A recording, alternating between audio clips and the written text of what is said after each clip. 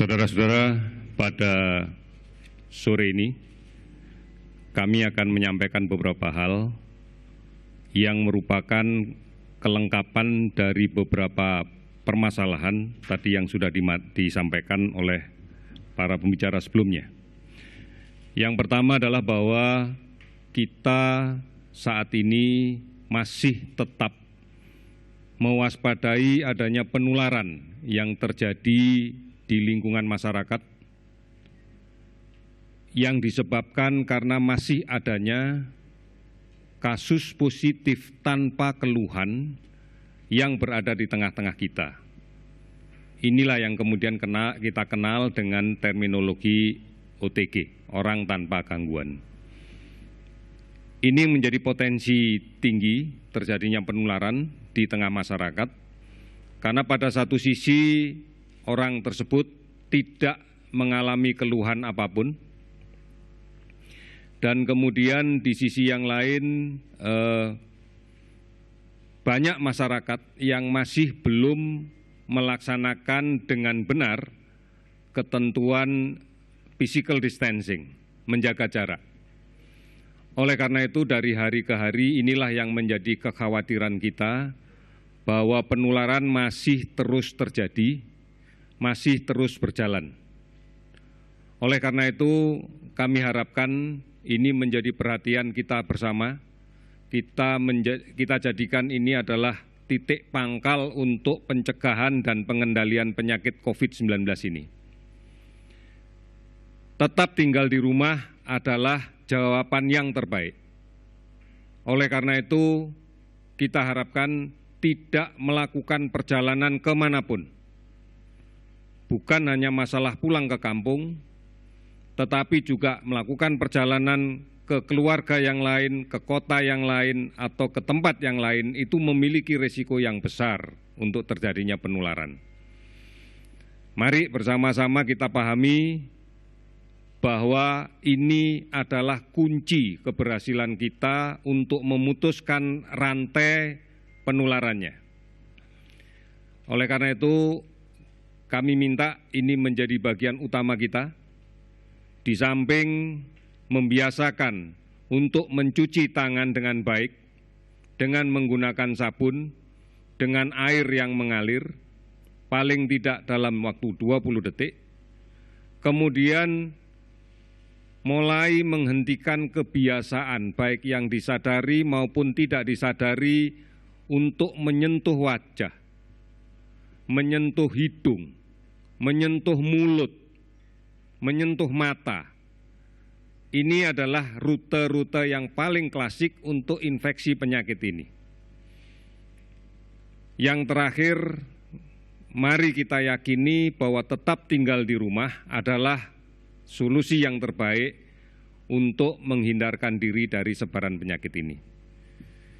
Saudara-saudara, berikutnya kami sampaikan bahwa pada hari ini tadi telah kita lakukan pendorongan logistik berupa APD dan masker dari Jakarta menuju ke Batam, Tanjung Pinang, Medan, Banda Aceh, kemudian Balikpapan, Tarakan, Gorontalo, Manado, dan Kepalu, kemudian Pontianak, Palangkaraya, dan Banjarmasin, dengan jumlah kisaran antara 5.000 sampai dengan 7.000 lembar APD, dan masker dengan kisaran antara 20.000 sampai dengan 150.000.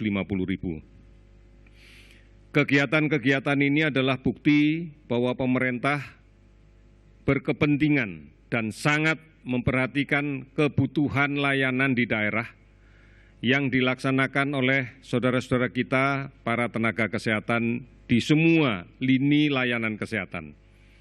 Bukan hanya di rumah sakit umum pemerintah, tetapi juga di rumah sakit swasta, di klinik, di praktek, di puskesmas, yang semuanya memiliki risiko yang sama untuk terpapar penyakit ini.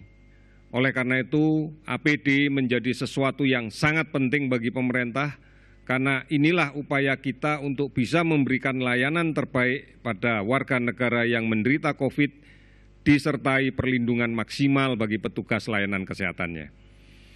Ini yang akan kita laksanakan terus dan kami berterima kasih bahwa banyak pihak masih terus-menerus memberikan bantuan, baik diserahkan langsung kepada masyarakat maupun kepada pemerintah daerah atau melalui gugus tugas di tingkat nasional. Kami menyadari bahwa inilah sebenarnya bentuk toleransi sosial yang menjadi bagian dari jati diri bangsa Indonesia. Kita akan terus melakukan upaya ini dan kami yakin masyarakat akan bersama kita untuk menghadapi permasalahan COVID-19 ini. Kemudian yang terakhir, pada hari ini kami melakukan pendataan dan merekap kembali seluruh data. Kita masih cukup berprihatin pada hari ini masih terjadi penambahan kasus untuk konfirmasi positif sebanyak 106 kasus, sehingga total menjadi 2.092 kasus konfirmasi positif dengan menggunakan pemeriksaan molekuler. Kemudian kita bersyukur bahwa ada 16 saudara kita yang sudah sembuh dengan pemeriksaan negatif dan 2 kali berturut-turut sehingga bisa dipulangkan, sehingga total menjadi 150 orang. Kita bersyukur bahwa mereka yang sudah sembuh ini kondisinya bagus dan tidak perlu dikhawatirkan lagi untuk menularkan penyakit.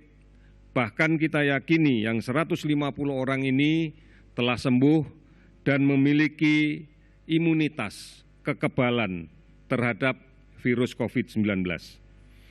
Kita masih berprihatin ada 10 yang meninggal, sehingga totalnya adalah menjadi 191 meninggal. Kami sudah melaksanakan pemeriksaan molekuler dengan PCR pada lebih dari 7.896 orang, dan kemudian kasus yang kita dapatkan ini tersebar di 120 kabupaten kota.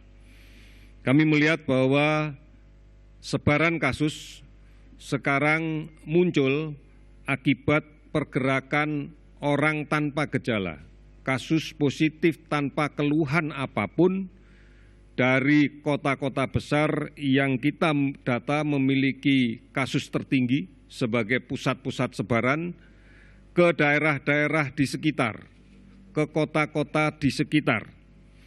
Inilah yang meyakinkan kita bahwa tinggal di rumah adalah jawaban satu-satunya yang paling benar. Tidak melakukan perjalanan kemanapun, apakah ke kampung, apakah ke rumah saudara, ataukah tempat lain. Tidak dilakukan, karena inilah upaya kita untuk menghentikan. Saudara-saudara sekalian, harus kita waspadai bahwa ancaman klasik yang muncul pada periode musim pancaroba ini untuk beberapa kota adalah demam berdarah. Oleh karena itu, mari tinggal di rumah, bersihkan sarang nyamuk. Ini adalah jawaban yang paling tepat, bukan hanya untuk mengendalikan COVID, tetapi juga untuk mengantisipasi sebaran penyakit demam berdarah yang secara frekuentif akan muncul pada periode-periode ini. Kami yakin kita semua bisa. Tinggal di rumah, berantas sarang nyamuk. Pasti kita mampu melakukan itu. Dengan bersatu, dengan semangat saling melindungi, lindungi yang sakit, lindungi yang sehat, lindungi keluarga kita, lindungi lingkungan kita, maka kita menjadi bagian yang kokoh dari lindungi bangsa kita. Kita bisa. Sekali lagi, kita bisa. Terima kasih, selamat sore. Itu dia kita sudah dengarkan, yang terakhir kita dengarkan